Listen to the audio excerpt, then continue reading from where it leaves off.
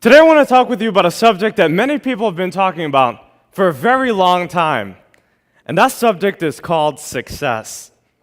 You see, success means different things to different people, and what success might mean to me is different than what it may mean to you. And what it may mean to you is different than what it means to a kindergartner who's just trying to get a star on his homework assignment.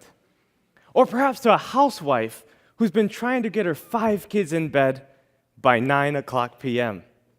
Or maybe even a corporate executive who's been working for his or her corporation for 20 plus years and only wants to become the CEO of their organization. As you could tell, we have so many different definitions of this word success, but the greatest definition I can give you today is this: success is all about self-expression. It's about being who you want to be, doing what you want to do, going where you want to go. Because when it comes to your life, you are the boss, and you have a choice. In fact, you are who you are today because of all the choices that you've made in your whole entire life. But as we're growing up, we have a lot of people who try to tell us how to make these choices. Our parents, our teachers, our bosses, our friends, even our neighbors.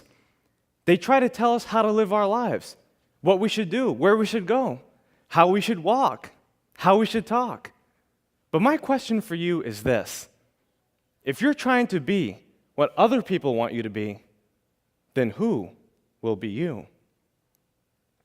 So the key to success is to stop conforming to other people's expectations and start performing to your own level of expectations. It's to believe in yourself. It's to know that what you want will eventually come to fruition as long as you believe it. You see, you have to have faith, and faith is knowing that what you want will eventually come to fruition as long as you believe it. And if you feed your faith, you'll find oftentimes that your fears will starve to death. Because if you believe in yourself, everyone else in the world will believe in you. Fortunately, for a long time, I didn't quite believe in myself. Actually, I used to be the kind of person that mothers would often warn their daughters about. And fathers would tell their sons, if you keep doing what Daniel Alley's doing, you're going to end up where Daniel Alley's going. Now, they had some credence to what they were saying, because as you can imagine, your reputation really is your best advertisement. I really didn't have a good reputation, because I was living so far below my potential that I was actually living in my mother's basement. By the age of 21, I had worked over 40 different jobs. I got fired from more jobs than more people had. In high school, I graduated second to last. The last guy, well, he was in jail. I was on drugs for 8 years, and I was confused. I was broke, busted, and disgusted. And I knew that I wanted to change. The only problem was that I didn't know how. Can I see a show of hands if you've ever been in a situation where you wanted to change, but you just didn't know what to do? Well, we all have been there. And maybe we're there right now. Well, I discovered that there are only 3 ways that I can make change in my life. 3 ideas I wanted to share with you today that can absolutely revolutionize your life from today. I know these tips work because I've been able to do it myself. By the age of 24, I became a self-made millionaire. I've been able to write 3 books and travel to dozens of countries. I now reach millions of people with my work. I believe that these 3 key principles can change your life, no matter how you define success. Whether you want to live to age 100, or even have a dozen kids, or just have a little house in the mountaintop somewhere no one knows about. These 3 key principles will help you to realize the success in your life. The first one is to read more books. All the books in the world can help us to solve all the problems in the world. But the truth is that we don't have to read all the books in the world because we don't have all the problems in the world.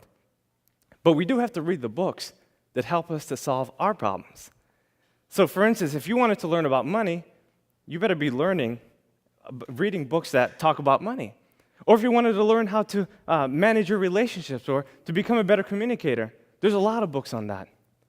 What I'm saying basically is that our libraries are paved with gold, and library cards are free.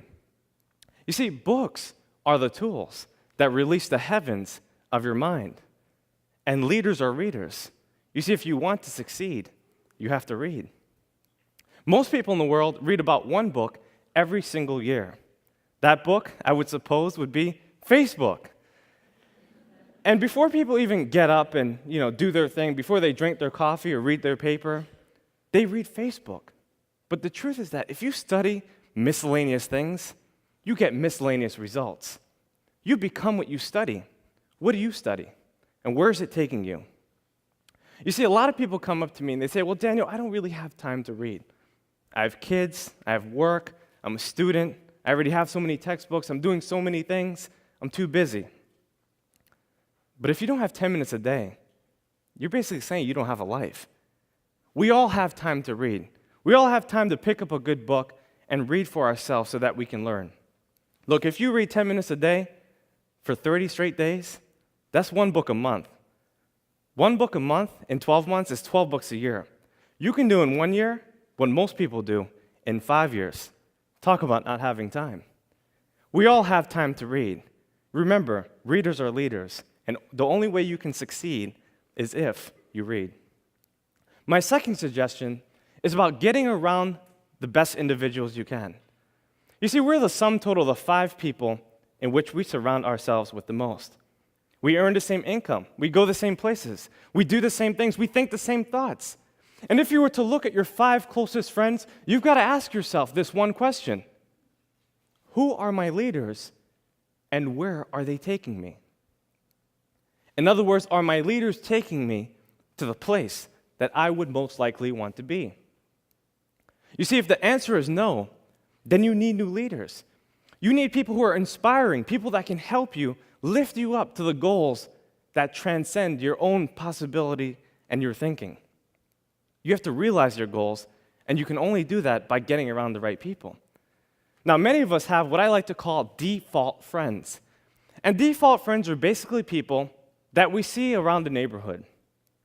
People at the grocery store, the gym, the mall, at church, at work, everywhere we go.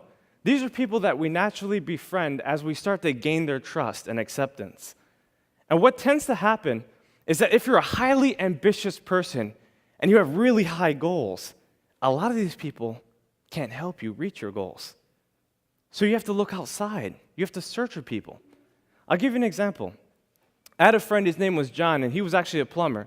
And his father and him had a pretty successful business, at least it seemed like it. So I asked John, I want to start a business. What exactly do you think I should do?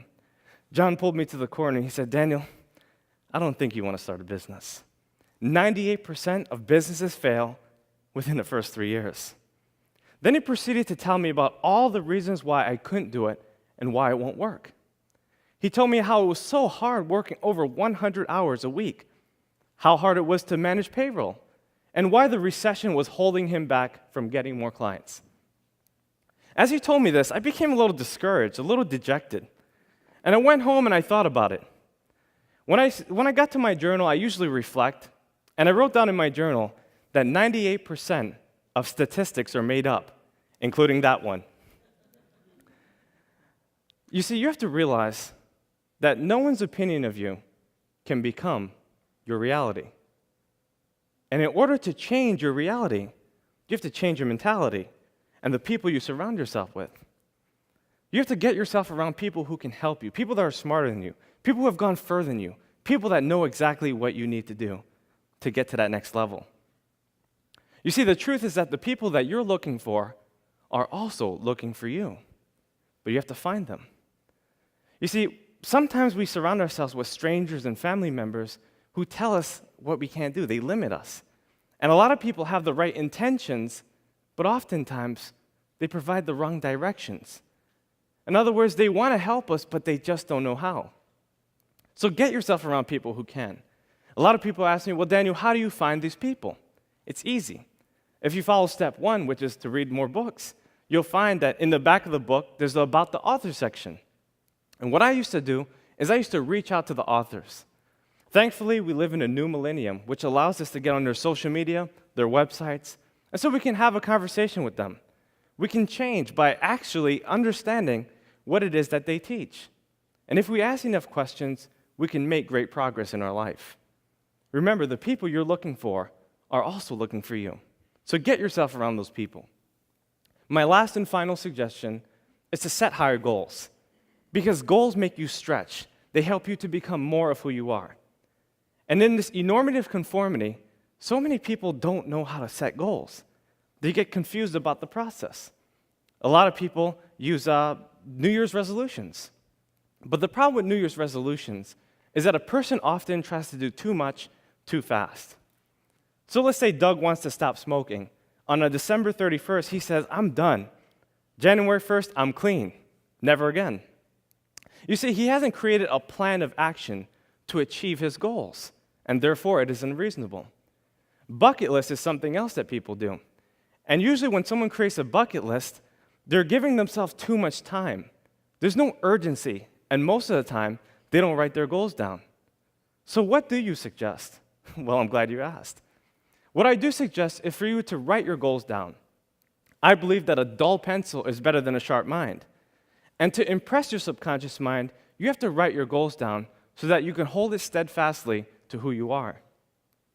I have this method I teach all around the world. It's called the 20 idea method. And basically what you do is you select one overarching goal that you would like to accomplish, and then list 20 ideas that corresponds with that particular goal. So let's say, for instance, you wanted to become a better public speaker. What are some things you can do? Well, you could watch TED Talks like you are right now. You could practice your speech, right? You can look in the mirror to challenge yourself. You could read the dictionary every day. There's so many things you can do. But could I come up with 20 ideas? And the answer is yes, I can come up with 100 if I wanted to. Imagine if you did this in every area of your life, financially, for promotions, for your family, and you wrote your goals down every day. You'd be able to accomplish so many things in your life. You see, we have everything we need in order to succeed, but we have to take the things that we have to get more of the things that we want.